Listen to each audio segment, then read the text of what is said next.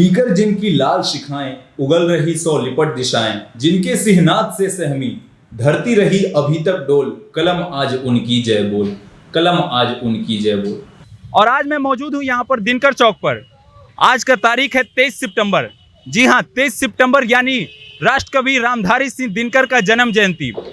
आइए जानते हैं हमारे बिहार के बेगूसराय के छोटे से गांव सिमरिया के एक कवि दिनकर से राष्ट्रकवि और राष्ट्रकवि से संसद बनने तक का सफर। तो इसी सिलसिले में आगे हमारे साथ एक ऐसे शख्सियत जुड़े हैं जिनका सीधा उनसे नाता है। वो श्री दिनकर जी के पौत्र हैं जिनका नाम है अरविंद कुमार सिंह। आइए उनसे कुछ बातें करते हैं, उनकी यादें, अपने बाबा अपने दादाजी के साथ कुछ यादें होंगी, उनके बारे में बात करते हैं और आप लोग तक पहुंचाते हैं। तो सर, आप उनके आदर्शों के बारे में कुछ बताइए हमारे दर्शकों को। देखिए, उनके तो आदर्श हमेशा जो हैं वो एक, मैं ये तो नहीं कह सकता कि वो मूर्त हैं, वो ज़मीनी हकीकतों को लेके जीते थे और इसलिए उनके अंदर किसानों की, श्रमिकों की, आम आदमी की पीड़ा अभिव्यक्त होती है।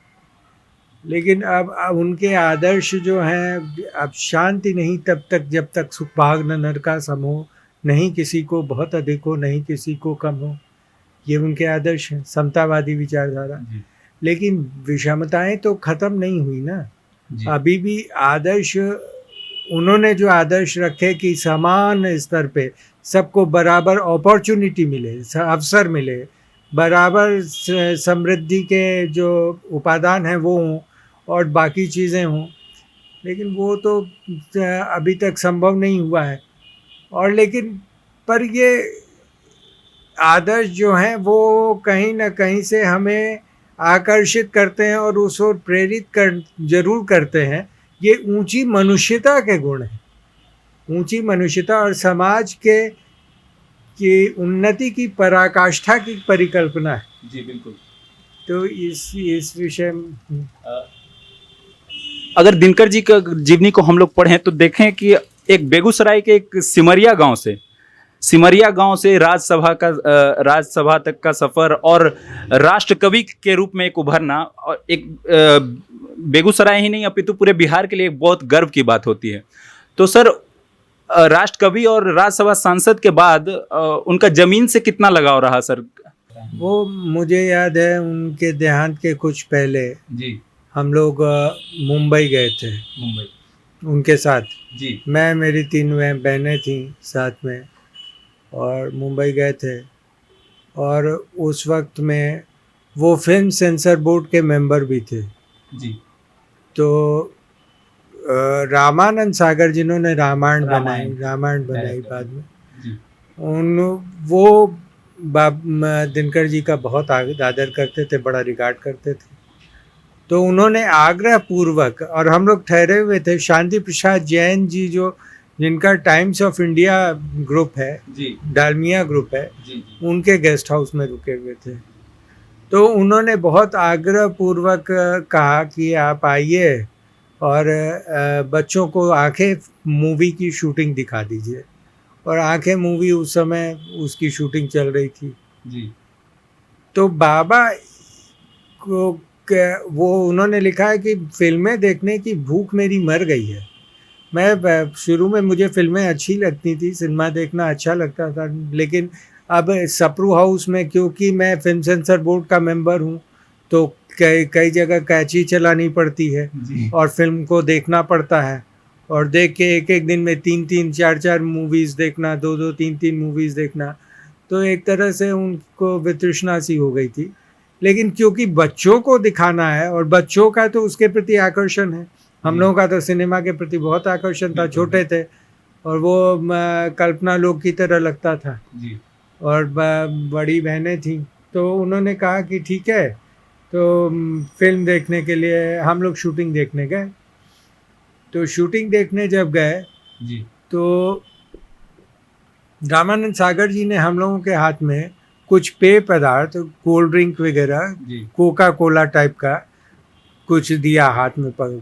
तो हम लोग पी रहे थे और मैं बहुत छोटा था, 2-3 साल का, पता नहीं कितने, बहुत छोटा था। तो मैं उन रिकॉर्डिंग चल रही थी और ये सबको हिदायत दे दी गई थी कि देखिए आप लोग जो है बीच में कुछ बोलिएगा नहीं, क्योंकि वो इंटरप्शन हो जाता, वो रिकॉर्ड हो जाता। और माला सिन्हा का कोई सीन टेकअप हो रहा था धर्मेंद्र के साथ, अच्छा। तो उस पे अचानक ही जब बोतल मैंने पी लिया कोक, तो मैंने कहा बाबा, और वो रिकॉर्ड हो गया। और वो सिनेमा में रिकॉर्ड हो हाँ गया। रिकॉर्ड हो गया, तो जी। वो कट, इमीडिएट डायरेक्टर ने कहा कट कट कट कट, तो कट हो गया, सीन काटा गया। तो माला सिन्हा को बहुत हंसी आई कि ये बच्चा बीच में ही टोक दिया एकदम से बाबा और का शब्द, हाँ, मतलब पूरे सन्नाटे में एकदम से एक बाबा का शब्द लोगों को। तो वो तब तक जो है रामानंद सागर लपकते हुए आए जी। और बहुत सोबर, बड़े शालीन व्यक्ति थे, बहुत अच्छे सौम्य व्यक्ति थे, संत थे, उन्होंने तो रामायण बनाई। बिल्कुल। तो कहते हैं yes Baba what do you want, या कुछ ऐसा कहा उन्होंने। तो मैंने आपको संबोधित करते हुए कहा। यस बाबा। हाँ, मैंने कहा बाबा, मैंने बाबा को कहा था, मेरे बगल में बाबा बैठे थे, जी। लेकिन लपकते हुए वो आए क्योंकि सीन इंटरप्ट हो चुका था। हाँ। तो yes Baba what do you want या कुछ बोले। तो फिर उसके बाद हमने उनको बोतल कहा कि बोतल कहाँ रखे, बोलने जा रहे थे, तो फिर बोतल रख दिया। वो सीन जो है कट हो गया, काफ़ी देर से रीटेक हो रहा था और फाइनलाइज नहीं हो रहा था। तो उसकी एक धर्मेंद्र थोड़ा ज़्यादा परेशान हो गए थे, धर्मेंद्र जी, और माला सिन्हा जो हैं वो उनके चेहरे में वो तो हंस रही थी, इसको एंजॉय कर रही थी। सर हमने अगर हम देखें कि बिहार के एक छोटे से गांव से सर राज्यसभा तक का सांसद, और राज्यसभा के सांसद बन जाने के बाद भी सर उनका जमीनी तौर पर कितना जुड़ाव रहा सर? वो सन 72 की बात है जी। कि हमको ले गए थे गांव सिमरिया जी। अपने साथ।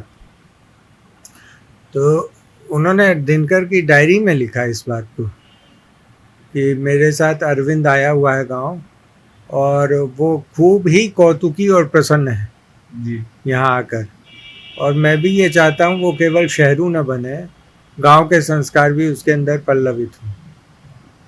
तो वो पगडंडियों से गुजरते हुए गांव में गुजरना, और लंबे लंबे डग उनके, जैसे कोई दिव्य पुरुष हो, कोई देवता जा रहा है, और लोगों की पीछे कतार लग जाती थी, लोग उनके पीछे पीछे चलते थे। हम लोग अगर उनको देखें तो मतलब एक ओज उनके चेहरे से भी दिखती थी। हाँ, एक लगता था जैसे उनका आभा मंडल ऐसा था कि एक प्रकाश पुंज है चेहरे बिल्कुल पे, सर, बिल्कुल। और वो कुछ प्रकाश निकल रहा है चेहरे से। दूसरी बात ये थी कि उनके आसपास से गुजरते आप तो एक खुशबू मिलती थी जो निहायत उनकी अपनी खुशबू थी। अब पता नहीं वो क्या चीज़, ज्ञान की खुशबू हो सकती है सर वो। हाँ हो सकती है, ज्ञान की खुशबू थी जो निहायत ही मतलब वो उनकी निजी खुशबू थी। जी। वो कमरे में, उनके कमरे बंद, जब वो बाहर चले जाते थे कहीं यात्राओं में, जी। तो उनका कमरा बंद रहता था, लेकिन उसको आप खोलते तो उसके अंदर से आपको वो खुशबू आती। सर इस घर से जुड़ी हुई कितनी यादें, वो यहाँ कब तक रहे सर? कब से यह मकान है और क्या कुछ जुड़ी यादें रही इस घर से उनका? ये मेरे जन्म से पहले की बात है, जी। और यहाँ मेरे ख्याल से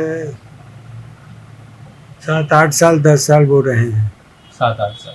हाँ, और अंतिम समय फिर यहीं आ गए थे, जी। इसी घर में आ गए थे। लेकिन उनका जीवन का एक बड़ा कालखंड जो है वो दिल्ली में गुजरा। वो 50 से लेके 63 तक, 63-64 तक राज्यसभा में रहे, और 52 से शायद, और उसके बाद फिर 65 से लेके 70 तक दिल्ली में रहे, और उसके बाद भी तो 15-20 वर्षों का समय दिल्ली में गुजरा। और उर्वशी की जो रचना हुई वो पटना में भी हुई और दिल्ली में भी हुई। उनकी कविताओं को सुनते आए हैं, देखते आए हैं, पढ़ते आए हैं बचपन से ही, मगर मैं चाहूँगा सर आप उनकी एक कविता को हमारे दर्शकों के सामने बताइए सर। जी। सदियों की ठंडी बुझी राख सुगबुगा उठी, मिट्टी सोने का ताज पहन ठलाती है, दो राह समय के रथ का घर घर नाच सुनो, सिंहासन खाली करो कि जनता आती। आती। जनता हाँ मिट्टी की अबोध मूर्ते वही, जाड़े पाले की कसक सदा सहने वाली। जब अंग अंग में लगे सांप हो चूस रहे, तब भी न कभी मुंह खोल दर्द कहने वाली। जनता हाँ लंबी बड़ी जीभ की वही कसम, जनता सचमुच ही बड़ी वेदना सहती है। सो ठीक मगर आखिर इस पर जनमत क्या है प्रश्न गूढ़, जनता इस पर क्या कहती है। मानो जनता हो फूल जिसे एहसास नहीं, जब चाहो तभी उतार सजा लो दोनों में। अथवा कोई दुधमुही जिसे बहलाने के जंतर मंतर सीमित हो चार खिलौनों में। लेकिन होता भूडोल बवंदर उठते हैं, जनता जब कोपाकुल हो बिकुट चढ़ाती है। दो राह समय के रथ का घर घर ना सुनो, सिंहासन खाली करो कि जनता आती है। हुंकारों से महलों की नींव उखड़ जाती, सांसों के बल से ताज हवा में उड़ता है। जनता की रोके राह समय में ताव कहाँ, वह जिधर चाहती सा काल उधर ही मुड़ता है। अब 2 शताब्दियों सहस्त्राब्द का अंधकार बीता गवाक्षंबर के दहके जाते हैं। यह और नहीं कोई जनता के स्वप्न जय, चीरते तिमिर का वक्ष उमड़ते जाते हैं। सबसे विराट जनतंत्र जगत का आ पहुंचा, 33 कोटि हित सिंहासन तैयार करो। अभिषेक आज राजा का नहीं प्रजा का है, 33 कोटि जनता के सिर पर मुकुट धरो। आरती लिए तू किसे ढूंढता है मूरख, मंदिरों राजप्रसादों में तहखानों में। देवता कहीं सड़कों पर मिट्टी तोड़ है, देवता मिलेंगे खेतों में खलिहानों में। फावड़े और हर राजदंड बनने को हैं, दूसरता सोने से श्रृंगार सजाती है। दो राह समय के रथ का घर घर नाच सुनो, सिंहासन खाली करो कि जनता आती। इस कविता से सर साफ दिख रहा है कि उनका जमीनी जुड़ाव कितना था। उन्होंने फावड़ों का जिक्र किया सर, उन्होंने रोड पर मेहनत करते हुए लोगों का जिक्र किया सर, तो जमीनी जुड़ाव रहा। बहुत बहुत धन्यवाद सर, आपसे बात करके बहुत बहुत शुक्रिया आपका सर। बहुत आपको भी बहुत धन्यवाद। दिनकर जी के संदर्भ में 2-3 बातें हैं। एक बात और मैं कहना चाहूँगा, क्योंकि ये आप ऐसा प्लेटफॉर्म है जी। कि संस्कृति के 4 अध्याय जो है उनका बहुत व्यापक ग्रंथ है जी। लेकिन उस विद्वानों के लिए ग्रंथ है, और जो लेटर एज के बाद के जो अध्येता हैं उनके लिए ये वो ज़्यादा प्रासंगिक है, प्रौढ़ अध्येताओं के लिए। हालांकि उसमें रोचकता बहुत है, उपन्यास से भी ज़्यादा रोचक कई बार वो लगता है किताब है। लेकिन 2-3 किताबें ऐसी हैं जिनको मैं कहता हूँ, प्रस्तावित करता हूँ, या मैं अनुरोध करता हूँ कि ये स्कूल और कॉलेज के बच्चे उनको जरूर अवश्य पढ़ाना चाहिए। वो मैं दिखा रहा हूँ आपको। उससे आपको भारतीय संस्कृति, हमारा भारत क्या है जी, उसके मूल तत्व क्या हैं, उसके मुख्य आयाम क्या हैं, जी। उनके विषय में एक ज़्यादा व्यापक जानकारी मिलती है। वो किताब मैं अभी दिखाता हूँ। उन प्रश्नों को रखा गया कि हमारे अंदर जो विविधताएं हैं जी, वो इस देश का सौंदर्य है। विभिन्न बोलियां, विभिन्न चाल चलन, विभिन्न संस्कृतियां, रहन सहन, और विभिन्न पोशाक, और उस सब को मिला के एक जो ये हमारी सांस्कृतिक एकता, रामधारी सिंह दिनकर। और ये भारतीय एकता है, और भारत की सांस्कृतिक कहानी एक किताब है। भारत की ये 3-4 किताबें जो हैं, ये मैं सोचता हूँ कि अगर हर स्कूल और कॉलेज का बच्चा पढ़ लेना तो भारत के इतिहास को, उसके दर्शन को, उसके भीतरी तत्व को वो बहुत गंभीरता से समझ सकेगा। क्योंकि ये केवल दिनकर जी ने ही अपनी तरह से लिखा है, इस तरह से किसी ने लिखा नहीं इस विषय पे। और इसे तो अगर थोड़ा सरकार जागरूक हो जी, और सोचे इस विषय पे, तो हमारी संस्कृति और सभ्यता के बारे में लोगों को बचपन से पढ़ाया जाए, इसे पाठ्यक्रम में लगाना चाहिए। बिल्कुल। तो ये मैं एक अपनी तरफ से बात रखना चाहता हूँ जी, और आप लोगों को बहुत शुभकामनाएं। बहुत बहुत धन्यवाद सर, आपने अपना कीमती समय हमें दिया। चलिए, बहुत धन्यवाद।